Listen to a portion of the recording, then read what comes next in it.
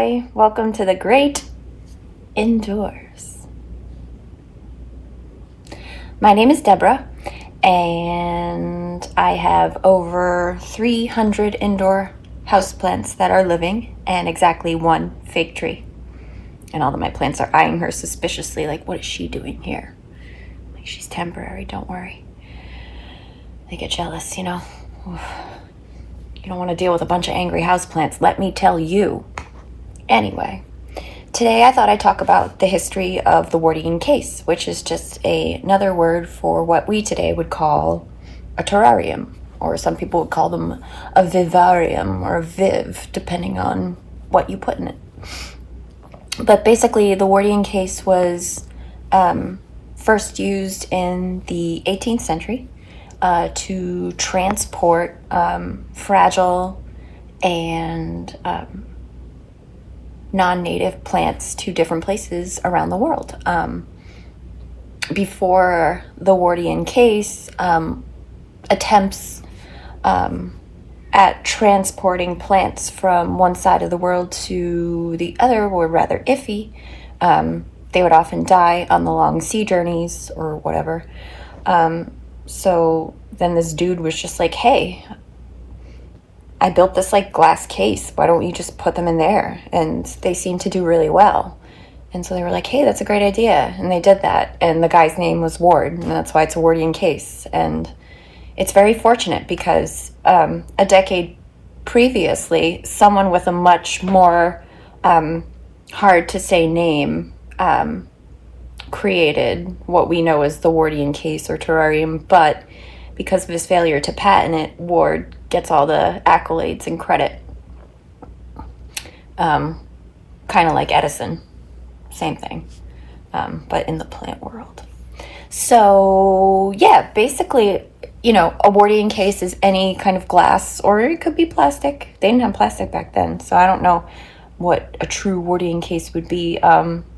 Some of them can be really ornate and fancy and gorgeous. And some of them can be really simple. A lot of mine are just repurposed candle lanterns, and they're actually perfect because they're not true Wardian cases in the sense that they're not completely enclosed. They have airflow so that the fire doesn't get snuffed out when you put a candle in there, but it's perfect because it allows for the exchange of gases for plants. So I'm very excited to take you around and show you some of where I keep some of my cases. All right, cool.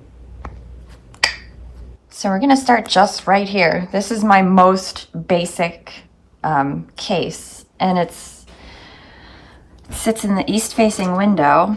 It's just a candle lantern. I got it when Pier 1 was going out of business, and in here I keep a variegated African violet. You can see, quite pretty. And violets love a moderate amount of light. They get the perfect amount of light, it seems, in the east window. And this violet, I kind of switch violets in and out of this case because it's a really coveted spot for violets. So once they're really thriving, I take them out and put them somewhere else. And give others a chance because I've never seen this one bloom. So I don't know what color the flowers are, but you can see there, it's starting to set buds kind of all over. So very soon, I think, we'll know. But the other thing about violets I've noticed is that they love what's called a cache pot. So the pot that they're actually in is just what they came in. It's got drainage, but inside, I put that inside this little teacup, which is what another violet came in. It's kind of cute. But I never water the top directly because that's how you get rot. That's how you rot the blossoms off. You just put water in here like once a week, and they drink it right up. And then it creates humidity. It rises up and gets trapped, and some gets dispersed, and overall the violet becomes very happy. So we'll see. The variegated violets tend to put out also variegated flowers. So I've had some with pink with purple speckles, white with purple speckles. You just never know. These are another two examples of cases. As you can see, they're not cases at all. They're actually just cheese plates. And I have taken these cheese plates, and in them I have put a couple of different things. This is a plant called Peperomia abricos. And the interesting thing about some plants is that they actually can propagate with what's called a leaf cutting. So you take the leaf cutting and you split it down the main vein right here. And then I just stuck it in some damp perlite. And then I put the dome on, which keeps the moisture in. I haven't added any water, and this has been in here for a couple weeks now. And then you just wait for it to take root, which can take about a month. Just be patient, try not to disturb it too much. I'm not very good at that. And then in here, I just have a little baby Apesia, or flame violet. They're gesneriads. They're in the same family as violet.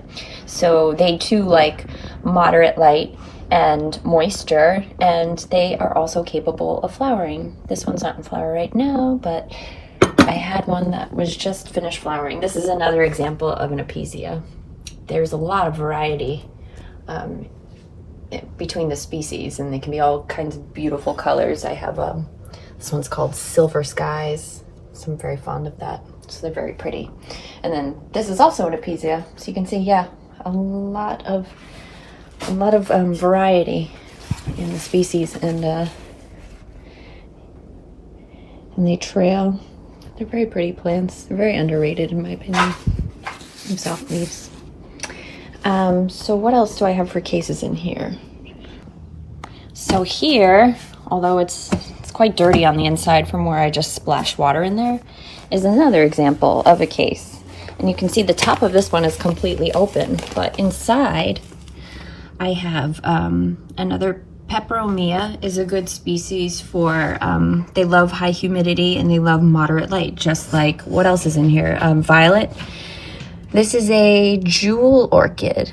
I think this is Anectochilus something or other, discolor or something. It's a hybrid, but it's actually in flower right now.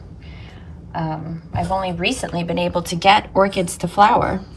And then this cute spotted little boy is an orchid as well, but it's a PAF orchid.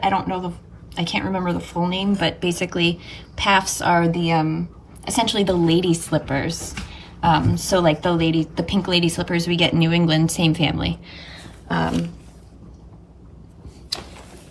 Yeah, so this orchid, the jewel orchid here, is actually dividing. They're epiphytic, which again means that they kind of just like grow wherever. I just have this one's roots covered in moss, and then I just laid it on top of some like dirt and bark in there, and it's starting to put out a little baby. I don't know if you can see it right down there. So it divides by its roots. Okay, let's continue, shall we? Hi, Daisy. Are you a good girl? Yes, you're a good girl. Are you going to destroy that pot? No, that's not yours. Maisie likes to eat perlite. I don't know what it is. So this one was actually my very first case that I decided to experiment with. And I put this little orchid in here that I got at the grocery store. It was suffering immensely. And now I call it my Hanukkah orchid, because they're only supposed to bloom for like a month at a time. And this one has been in bloom continuously since May. And at the time when this spike was in full flower, I think I had altogether like 20 blooms or so. So it was really pretty. And as you can see, it's just kind of a weirdo. Generally, the grocery store orchids are no ID. They have a lot of different hybrids, but they're all in the Phalaenopsis family, usually. And then another thing, so this is technically, although it's just a Glad plastic container, it's technically a Wardian case. Look at the humidity it's holding. Yes. All right. Let's give that an open. Is it fresh? Ooh, it sounds pretty fresh. So what I have in here are a bunch of Hoyas that were mailed to me. They got stuck in Chelmsford over the holiday, and when they came from Miami. So when they were in Chelmsford, They got cold and frozen. As you can see, this is cold damage. The leaves are all shriveled. The roots were goners. But luckily for me, Hoyas tend to propagate by what's in here, which are called the nodes. So I buried all of the nodes in damp perlite, and I'm giving it lots of light and lots of humidity in the hopes that they'll be able to make a recovery. They're quite resilient. As you can see, I have, I love lamps that are also tables. I just think they're so neat. So this one, actually, I put grill bulbs in it, and it gets a fair amount of ambient light, but with the grow bulbs, it really makes these Hoyas explode. And of course, they sit right in front of a heater too. So Hoyas like to be moist, but they like to dry out quite a bit before getting watered again. And I have struggled with that as a chronic overwaterer. I love my babies to death, sometimes literally. Let's see what we have here. This is a propagation project that's doing quite well. You can see it's called a string of hearts. This is a variegated version, and you can see it's starting to reach out towards the light. That means it wants to live. You just lay those babies on the soil and they'll take root eventually. It's like in this spot. So that brings us over here, where we have another example of a case, not a Trewardian case again, because it's not a fully closed system. However, it doesn't have drainage. And people strongly advise against putting plants in pots with no drainage because it's very easy to drown and rot them. But with a little know-how, it's possible to keep a plant in a container without drainage. And here's one of the more successful ways that I have found. Here, hold on one second. I'm gonna make this easier to see. So this here is this is a container that has no drainage. And inside is a plant called a Scindapsus pictus. And this is the cultivar known as Silvery Ann. And this little thing, I got this at Target, as you can see. It has like a little lip and it sits in this wooden base. It was a little pricey for Target, I gotta say. I think it was like 25 bucks, but I really love the wood and the shape and the size of it. I knew it would be easy to manipulate plants in there. The problem with a lot of cases is that they're small, and then I can't get my little hands in there to like arrange things so they don't go in there properly, and then you're not gonna have a good time. So here's how I decided to layer this one, and it's been my favorite so far. On the bottom is smooth black polished stone, and then on top of that I put a mixture of 50-50 medium coarse orchid bark and horticultural charcoal, which is really just activated charcoal.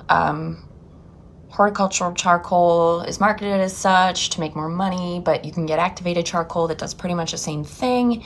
You just want to make sure it's of the correct consistency. The pieces are half an inch or less. It's not super fine grain. That's all you really want. And then on top of that little white band is a layer of vermiculite. Vermiculite is a type of crushed stone that helps to wick water. So I put the vermiculite there to help wick water up from the rocks and the charcoal and the bark to what is on top, which is a layer of Espoma brand violet soil. Violet soil tends to be very humid, humus rich, but it also must have at once very good drainage, but also water retention abilities. So it dries slowly. And to that, I added just a little bit extra perlite, which are the little white rocks in there. Perlite is a very porous stone like vermiculite, but perlite dries much, much faster. And the Scindapsus, which is this plant here, they love humidity. I have another example of this plant right here. and this is in ambient conditions. And in order to keep the leaves from curling, I must mist this every day. And I keep the coir behind it. This is coconut coir, like you line baskets with outside, you've probably seen. And this plant is actually a shingler, which means that at these nodes, which is the, you know, the point at which growth comes from, you can see that right there. That's actually a root. And every node that it produces can also have the ability to produce a root. So if you give this plant an opportunity to grow into a medium, coconut coir is a fantastic medium for actually growing things in. What I'm hoping is that this plant will start to shingle onto here. And then once it gets established and shingles onto here, I'm hoping it will then climb onto the wall, because it can easily do that once established. I have a monstera that has aerial roots that have attached themselves right to the wooden board that they're on. So plants are amazing like that. So the Scindapsus requires more humidity or the leaves start to curl. They look like pothos, or what people call pothos. They're actually epipremnums. So yeah, they enjoy just this little extra amount of moisture retention is enough to keep this plant very happy. So that's another use of the Warty case. One of my favorite things to do is go to thrift shops, well, pre-COVID, but now it's to scour Facebook Marketplace and try to find, you know, containers, things that would be good for planting. And this was one of my great scores on Facebook Marketplace of all time. It's so cool. I think it was like $30, but it's awesome. The thing I like about this one a lot is that it has drainage. So the water will actually come out here. I believe this was also a candle lantern. But like, I can't imagine that. But yeah, so air does get in, water can get out, which is nice. It also means I have to water it a little bit more though. That's all right. So in here I have, this is technically an air plant. It's Spanish moss. You care for them by soaking them once every few weeks. Maisie, don't eat that plant. But other than that, it's usually enough for it to thrive in good humidity.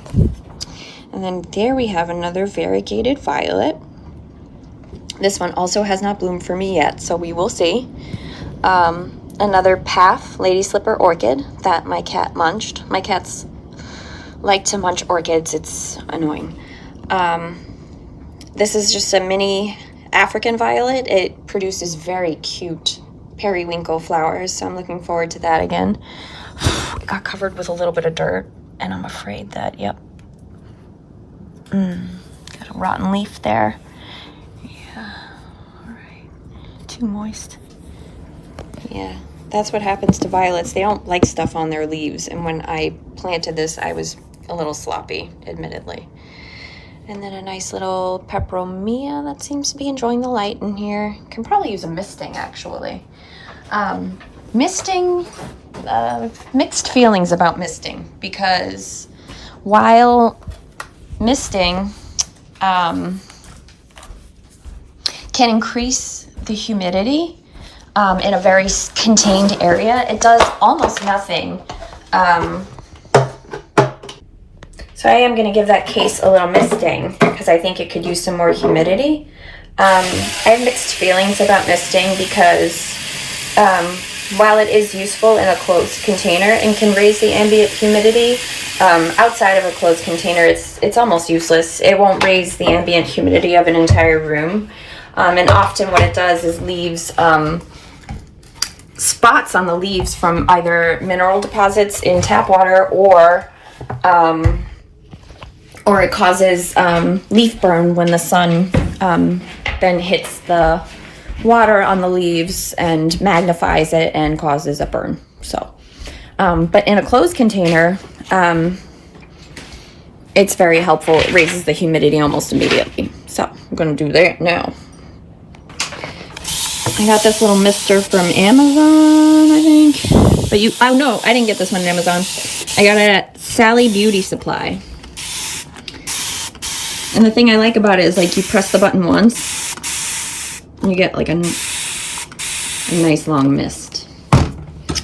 So I'm gonna let that cook in there, get all nice and toasty roasty. And then let's see, I have another couple of cases actually right next to them. This one I've actually been meaning to check on because it's not doing so hot. It was doing great. This orchid had actually put out a bud right there. I think I let it get too dry.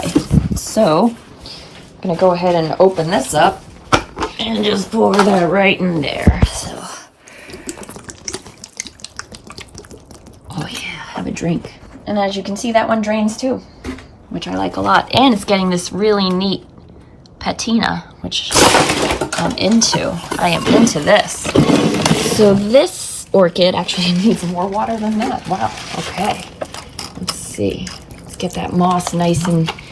Once moss dries out, it's very hard to get it resaturated. So actually it's gonna need quite a bit of water that I'm allowing to just run out onto the floor. Yeah, I'll get a towel for that eventually. Oh look, there's some moss here, it's dry. I'll soak that up nice and good. So this one, orchids love to grow directly in sphagnum moss. It's the easiest way I've found to grow them. It's easy for their roots to penetrate. If you throw some extra chunky perlite in there, oh, they love it. A little bit of charcoal, a little bit of bark, they're into it. So I put this one mostly in sphagnum. And then there is a layer of what looks to be charcoal and then rocks. Yeah, so that's just for drainage. But I was giving this one quite a bit of light. Oh, I'm so bummed out, man.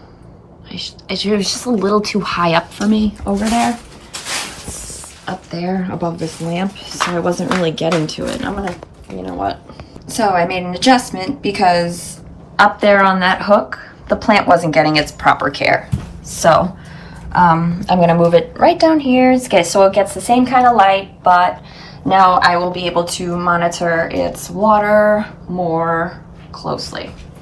All right, so that moss is not soaking up that water. All right, definitely gonna need a paper towel for that. But first, this is another orchid. Let's see, I don't think this is a path.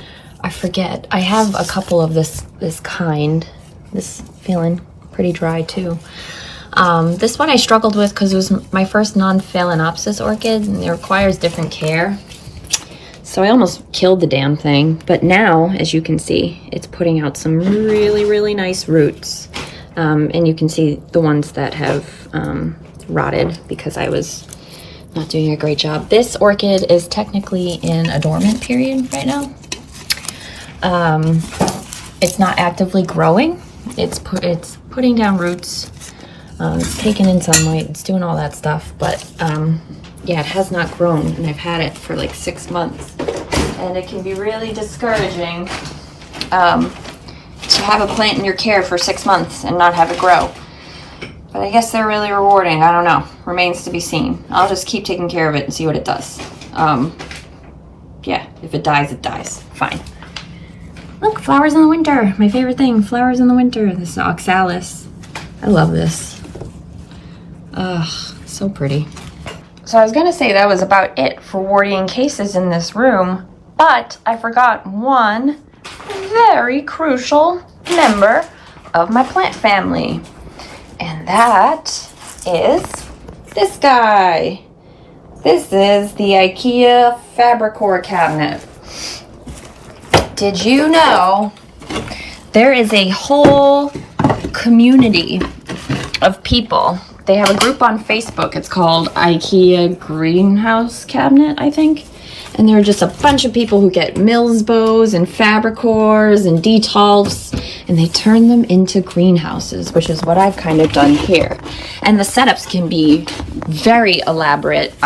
People make all kinds of modifications to their cabinets. They drill holes, they add fountains, all this stuff. I didn't make any mods to the cabinet because eventually I may want to use it for something that isn't a greenhouse. Before I made it into a greenhouse, it held like china and like artifacts that I liked. So maybe someday I'll do that again, but I'm really into this, so maybe not. But I didn't want to modify it.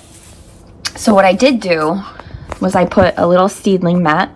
I found the seedling mat on the side of the road. It was a score. And I also found this lamp with it. I keep this lamp inside because it can tolerate humidity, and it's also a very inexpensive source of heat. The cabinet is at 68 degrees and 37% humidity because I have it open. Usually when it's closed, it holds 50 to 70% humidity. I run the cord out the front right here, and this little cord serves as kind of a blocking strip for any escaping energy. This is where I keep some of my most like fragile and rare plants. I can take you on a little tour of them if you would like. Just give me one moment. I probably showed all of these to you already, but I'm going to show them to you again because I love them. They're my favorites. So here we have a juvenile Philodendron Camposportuanum. You should look up this plant because when it gets bigger, the leaves change drastically. And that's the case with a lot of philodendrons. Like this one. This is called a Epiprenum pinnatum. And as the leaves mature, and as it's allowed to climb up, they get deep, deep serrations in them, and they look almost nothing like their juvenile leaves. This here is a Sarcestis mirabilis. It's got really beautiful leaves. I believe it's from Africa. Here we have Philodendron melanochrysum. It's also called black gold. You can probably see why. As the leaves harden, they get this deep green color. And when they're a little newer, they're actually a very, very light pink. So I took a top cutting from this and sold it. And now I'm just waiting for it to put out some new growth, which it looks like it's going to do. The stem is getting nice and thick there. You know when... I'm going to toot my own horn for a second here. You know when you've taken a good top cut? When the new growth is just going to come up and cover the old woody stem, and it's going to be like nothing happened. Oftentimes if you take a top cut, like I got it as a cutting, and you can see that is the old stem where it was cut that still remains. But if you take the cut in the right place, the plant will grow as though nothing happened, which is ideal. It's honestly just kind of, I want to say it's kind of luck, kind of intuition. Yeah, really. Here we go. This was, so this is a Homalonema silver. It arrived to my house from Hong Kong 4 days ago. So as you can see, it is a very unhappy creature right now. It's still acclimating from its journey in a box for 5 days in the winter. And I know it probably looks terrible to you, but it actually, for what it's been through, looks quite good. And I'm very happy that it's decided to live.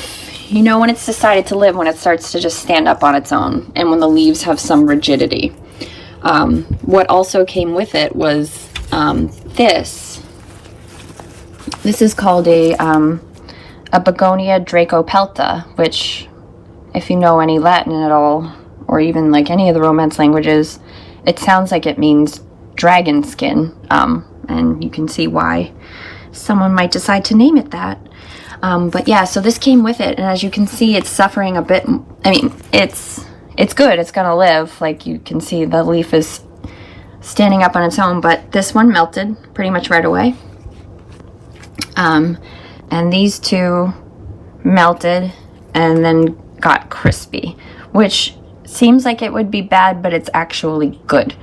They got crispy because first they got too wet, too many changes to their immediate environment. But the fact that they dried up and didn't kill the entire leaf means that the living parts are still photosynthesizing and contributing to the life of the plant and getting it stronger. And as you can see, it also came with a growth point, a new leaf coming, but I see black there. So so there's a good chance, I mean, if this leaf doesn't just die off, which is a very real possibility, if this leaf lives, it will definitely be damaged. And that's all, and that's the name of the game. So begonias are hard to ship. They can be pretty fickle. All the different kinds require different kinds of care. But the leaves are really fragile. This begonia, this was a freebie that came with those two, and this one shipped like a champ. I can't even believe this one. I have such a hard time capturing its iridescence, but it glows like ruby slippers. I don't have an ID for it. They just called it a species red, but it's super neat, and I'm really grateful that it was given to me. Aglaonema pictum tricolor. Ooh, this is a thirsty boy. Look how thirsty. Oh my goodness. I need to remedy that situation right away. All right, hold on. Just an emergency.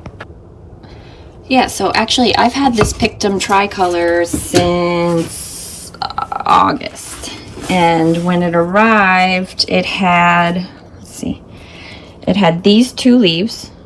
This one came like that, damaged a little bit. And it was leaning way more than it's leaning now. I've been doing my best to keep it like this. And I angle it, so I'm trying to get it to grow towards the light. As you can see, it's kind of doing. But I have this mix, I have this in some coir brick and then just like a chunky aroid mix. You'll hear that term bantered about.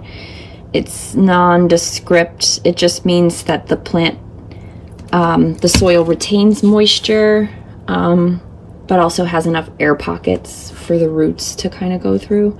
I'll show you an example of some of the roots. And actually, I just watered this plant a few days ago, so I'm kind of thinking that it may be root bound. I put it in this pot in August. So let me see if I have a bigger pot around here, because I'm gonna pull it out and check the roots real quick. And if they've outgrown this pot, I'm just gonna give it a new one. So let's see. I'm gonna go one size up. That's I think that's a 2.5 or 3 inch pot. So let's see. Is that bigger? Let's see. It's definitely deeper. I don't know if it's wider, but it doesn't have to be wider. It just has to be deeper. Yeah, that would be a good hermit crabbing. All right, let's take a look at these roots, eh? This is my little sitting stool. It's where I sit when I stare at my plants, which I do a lot. So let's see the roots on this Aglaonema pictum tricolor. What? Wow. All right. Let's put down some decent roots. The bottom of this is getting really compact, so I'm glad I pulled it out. It needs more chunk. So luckily, right here on the floor, I happen to have a bunch of coir brick and perlite that I pulled down from the back of the IKEA cabinet. So I'm just gonna pick that right up off the floor and throw that in there. I want more coir. I need it thicker. You know what I'm gonna do too? I have this, it's amazing, chunky perlite.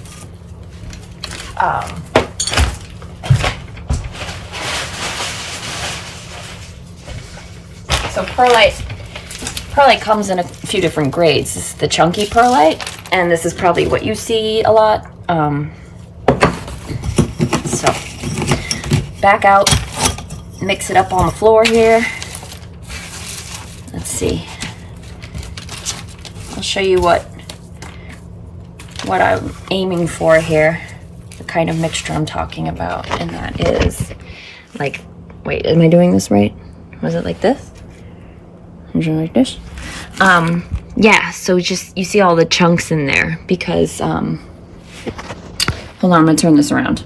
Basically what happened was I pulled this out, I added more chunk to it because the roots were getting compressed, which is why it kind of started to take on this limp appearance. I thought it was underwatering due to being root bound, but it was root compaction.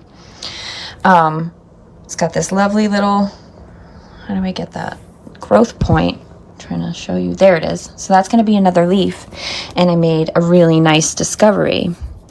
And that is that the plant is putting out a new growth spike, which means that that is going to turn into another one of these, and I am super pumped.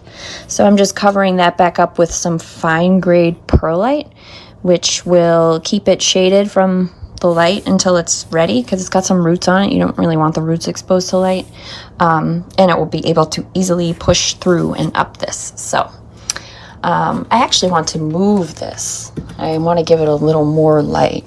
So just do some finagle-baggling. All right. And I think that it's going to go right here now. I always like stack pots on top of each other. And you see I have the curve facing towards me